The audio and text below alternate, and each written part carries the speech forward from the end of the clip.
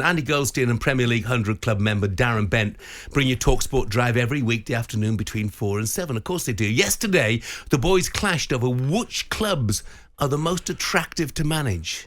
Barca, Real Madrid and Man United. Are those the three? I won't say Man United right now because of the state of the club. No, but I'd put right now. No, Manchester. Yeah, but you know what I mean, no, but right? Manchester United right now are still one of the biggest clubs in the world. Yeah. You get no argument from me. But if you look at the state of where they are, and if you're a top class manager and Manchester United becomes available, or Liverpool, Man City, Man United's probably last of that three, right? As a job. No, I disagree with you. What right now? I still think Man United are the biggest. Okay, so a top manager, the biggest draw. Okay, no, but a top manager would rather go to United now than go to City now I or don't Liverpool. think the word "now" comes into it. Well, if you've got a chance of managing Manchester United or Manchester City, yeah, right now, Man United's the club you go to. No, you're absolutely bonkers. No, I'm not, because it's a bigger club. I'm not history of it, everything I'm about not arguing it. about that. But right now, you are miles behind Manchester City. I'm not arguing with exactly. that. So, so why would a top manager? Because it's the club, the history of it. But either way, but here's my question, right? Because we're moving away from what I was talking about. Is Barcelona still one of the biggest draws? Yeah, I'd say so. Andy Goldstein talking out of a part of his anatomy which comes below the waist there of a Manchester United, because it's an unmanageable club at the moment, isn't it? That's why they couldn't get a massive name last time. It's a shambles of place at the moment, to be quite honest. Who would you manage then? Seriously, Ali, I think I know the answer to this. If you had the choice of managing any club worldwide. I've been fortunate enough to do it. That's Rangers. Rangers are my club. That's my club, and I was very fortunate enough to do it. Circumstances weren't ideal, but I've done it. And it was it was testing, but that would be the only club for me. I mean, outside of that, if you look at other clubs, you're looking at clubs that have got some stability, aren't you? You're looking at the Liverpools of this world. Correct, absolutely. You look at clubs that are well run, and as you mentioned correctly, have a bit of stability. And Liverpool, I mean, I know what Andy's saying. Manchester United are a big club. Yeah, of course they're a big club. But at this moment in time, they don't have any stability. They don't seem to have any direction.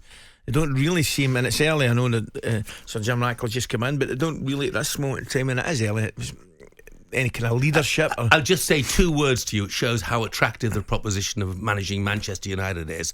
Ralph Rangnick. Yes. Those are the two words. Mikel Arteta's rubbish talks of replacing Xavi at Barcelona. Have a listen to the Arsenal boss who gave the media a piece of his mind yesterday.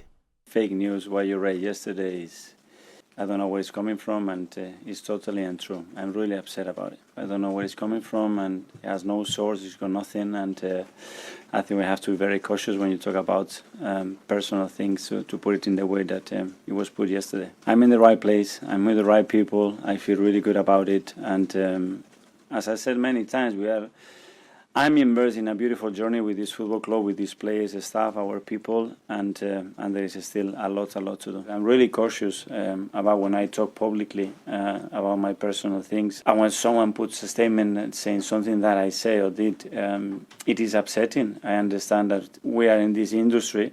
And the second one, because I don't think no one deserves to hear that in news like that. And I've always been really straight, and I always said completely the opposite, how happy I am, how grateful I am, and how much I enjoy where I am right now. So that's the reason why I'm upset. Look, I'm a big fan of Mikel Arteta, but there's no reason he will be upset. He should be flattered. Correct. That he's linked with the job, shouldn't he? 100%. He should be flattered and then say thanks very much. But I don't want it. Correct. Yeah, absolutely. Let's get the Barcelona perspective. Joining us now, Spanish football expert Semra Hunter. Morning, Semra. Good morning, Semra. Good morning.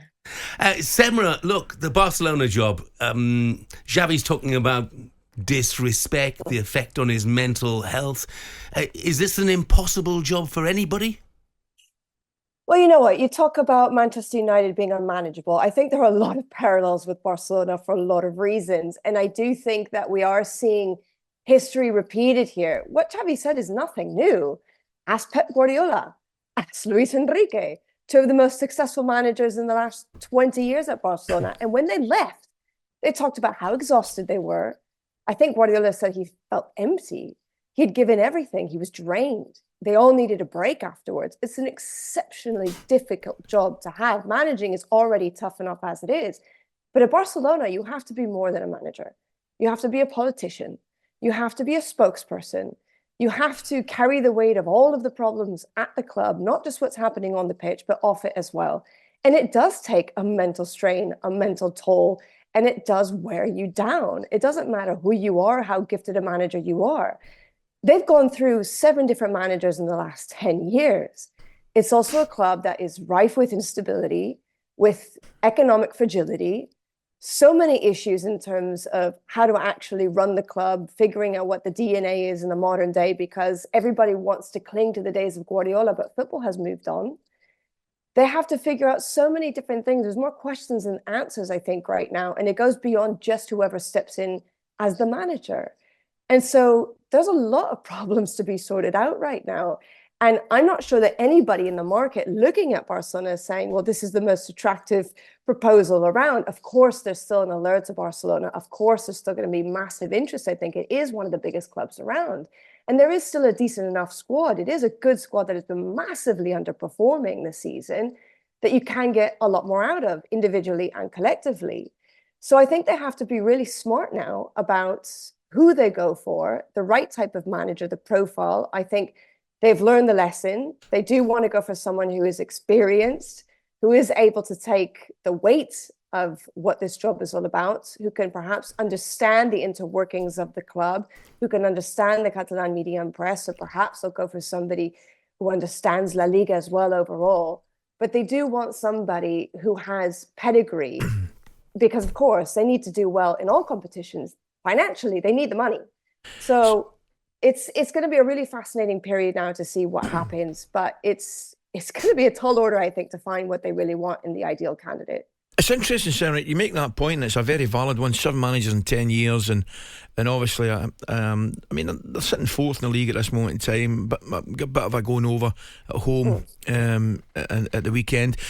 Could you liken their situation a little bit? You mentioned Guardiola, Sarah. Could you liken their situation a little bit to that of Manchester United? And replacing Guardiola, replacing Ferguson, few managers coming in look to have lost their way a little bit. Yeah, I mean, Xavi even spoke to the fact. He said that Barcelona is a club that will never have a Ferguson. And I think he's right, because they just eat you up and they spit you out. And it's not just the club itself, it's the media, it's the fans. It's a very difficult place to work. And so I think it almost doesn't even matter if you are a legend of the club. I mean, Pep Guardiola is one of the biggest legends of all time at Barcelona. Same with Xavi. At some point, the credit in some ways runs out. And he has been under massive scrutiny and pressure and criticism, in particular for the last 2 months. And almost always in the press conference lately, it's been about his job. Is he going to stay? Is he going to go? Are they going to sack him? What's going to happen? What does the future hold? And I think that in some ways was sort of the straw that broke the camel's back. I think he just couldn't take it anymore. And apparently he had made this decision a while ago, as far as a month back. It was just a question of, when did he actually want to make it public? And so I think that there were various reasons as to why he did it now. We can get into that or not. But it's so sad in some ways, because it just does seem to be such a repetitive story time and time again. So there's a lot of, I think, self-reflection that needs to go on at the club right now, and perhaps even in a wider scale amongst the media and amongst the fans as well, as to why this continues to happen. I'm not saying that Xavi's not at fault here. Of course he is for certain things, but yeah, it's complicated. Just briefly, Semra, is this too big a job for Michel, who's done so fantastically at Girona? I mean, he's got on top of the league. Incredible. With a side that includes Paulo Gazzaniga, Daley Blind and Christian Stuani.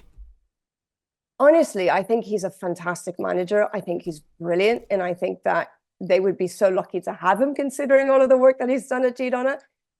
But a lot of people, funny enough, don't seem to actually want him as the manager. I think they feel as though, even though he's done a wonderful job this season and last season, they still want someone who's been in the game for longer, because Michel's still very young. He's only been around as a coach for a few years now. And there is kind of this idea that his trajectory may take him elsewhere outside of Spain in the next few years or so. But you never know. I mean, it'll be interesting to see if they do, in fact, approach him for that job, because, let's say it, I mean, Barcelona are not even the best team in Catalonia right now. That's Girona. So in terms of philosophy and qualifications and what he's done so far, and the fact that there is a projection there for the future, and he is someone who can be a wonderful coach in the long term based on what he's done already, yes, I think he could be a good candidate, but I don't think they're going to go for him. Just quickly, Semra, all the papers over here, of course, are full of Marcus Rashford stories at the moment. How is he regarded in Spain? I mean, do people have an interest at all? Do people rate him?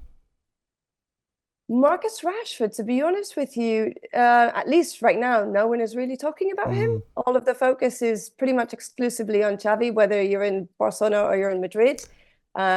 So, to be honest with you, I think it comes at a bad time, the question, just because everybody for the last few days, it's just been wall to wall about Xavi in Barcelona. Well, it sounds like Spain would be ideal for Marcus Rashford right now. Look, Semra, thanks very much. Thanks, indeed. Semra. Thanks. Have a good one. Have a good day. talkSPORT Breakfast, waking you up Monday to Friday morning from 6 a.m. on AM, on DAB, via the talkSPORT app and on your smart speaker. talkSPORT.